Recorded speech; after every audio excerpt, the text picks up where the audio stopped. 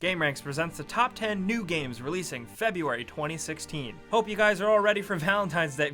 I'm just kidding. No. Let's talk about February video games, starting off with number 10. Plants vs. Zombies Garden Warfare 2 is a sequel to a game that I didn't think would take off as much as it did. A ton of people ended up playing the multiplayer-only Plants vs. Zombies Garden Warfare, and now they're eagerly awaiting this sequel. This time around, there's 6 new plant and zombie classes, a zombie version of Garden Ops, now being called Graveyard Ops, and a 24-player mode. Also, this time around you can play solo. You don't have to only play online. So if you like plants, zombies, and multiplayer shooters, this game might be for you. And at number 9, we have Naruto Shippuden Ultimate Ninja Storm 4. Say that 3 times fast. I'm gonna say that 4 times fast. The 3D arena-based brawler fighting game makes its return with the final installment in this series. This time around, the wall run ability is back. This time around, there's new arenas, characters, and the ability to break weapons and armor. The coolest part is that all these different damages are all elemental-based, so fire actually burns things away. Whether you like Naruto or not, maybe you just like 3D brawlers, these games are real fun. So I'm hoping the 4th entry in the series is no slouch in that department. And at number 8, we have Pillars of Eternity, The White March Part 2. This is an expansion from Pillars of Eternity that adds a bunch of new stuff, including new quests, abilities, and a new barbarian companion. There's a new area to explore, a new story, higher level caps, and a mode that allows you to cruise through the game and enjoy the story at a faster pace without actually playing the game. If the game's too hard for you, or you're just a little baby, or maybe you just don't like RPGs, this new story time mode will actually let you still cruise through and enjoy the story if you want to be like that. That being said, we don't recommend skipping any gameplay from Pillars of Eternity because it's really good.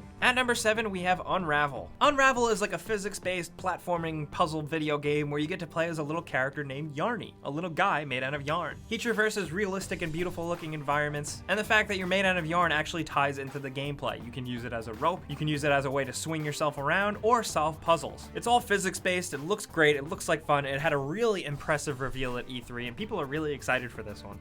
And at number 6, we have Dying Light, The Following. Dying Light, The Following is a whole huge expansion of the original and awesome Dying Light that gives you a whole new open world to play in. That is the entire size of the whole original game put together. This time around, there's new upgrades, new weapons, new enemies, and a lot of vehicle-based combat. You can also upgrade and customize this vehicle to your heart's content and run over zombies, and it looks, frankly, pretty cool. Not only that, Dying Light is also getting a re-release in a full package called Dying Light, The Following Enhanced Edition, in which you get the original game, all the DLC content, and the new expansion, The Following. And Dying Light overall is really sweet. It definitely brought back the fun in zombies after it being kind of overkill for a while. It's definitely worth checking out if you haven't played it already. And at number 5, we have Fire Emblem Fates, Birthright and Conquest. These are 2 separate games. You can get them bundled together, but overall they are very similar. This is the first time in a Fire Emblem game where your customized avatar is the main character. The whole storyline is completely based around you. There's this whole new area called My Castle that lets you walk around and build your relationships with your fellow characters that are actually really important to these games. And you can use amiibos like Marth and stuff and tap them in the game, and then they're in the battle with you. So if you have those amiibos, it'll actually finally come in handy.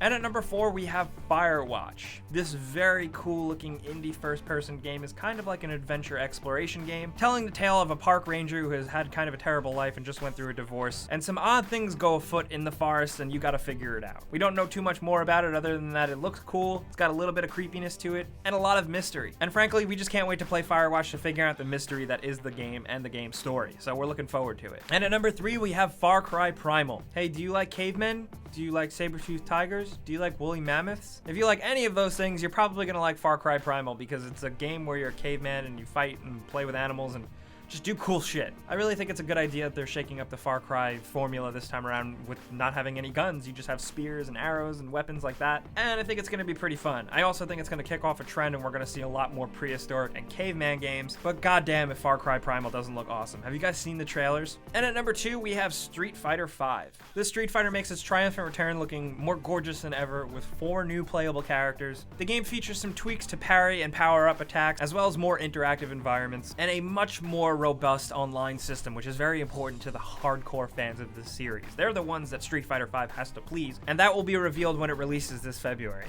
And at number 1, we have XCOM 2. XCOM 2 takes place 20 years after the events of Enemy Unknown, and I gotta say, it looks 20 times cooler. There's all new enemy designs, soldier classes, and soldier designs, and everything just looks crazy and over the top and sci-fi. Once again, you are commander of this secret military organization, and it's your job to fight aliens. The game is still highly customizable, and even more so than last time around. And most importantly, this game features loot. Lots and lots of loot from fallen enemies and fallen player characters. I think that's really gonna shake up the dynamic and the player reward factor factor of XCOM, and I'm really excited to check that out. Overall, this just looks like it's going to be a kick-ass PC game, and we're really looking forward to it. It's probably our most anticipated game for February. Those are the biggest games releasing in February, but we got a couple bonus games that we couldn't fit on the list, including the Gravity Rush Remastered for PlayStation 4, the Vita game that is definitely worth checking out if you haven't already, and also Cobalt releasing for Xbox One, 360, and PC. So those are all the cool big games releasing in February 2016. Most importantly, we want to hear what games you guys are looking forward to. There's a lot of good stuff this month, so let's talk about it down in the comments. We'll be there. If you did have a good time with this video, maybe you learned about a game releasing this month, click the like button because that really helps us out. Subscribing is a good idea if you're new because we put out videos like this every single day. But as always, thanks for watching, and we'll see you guys next time.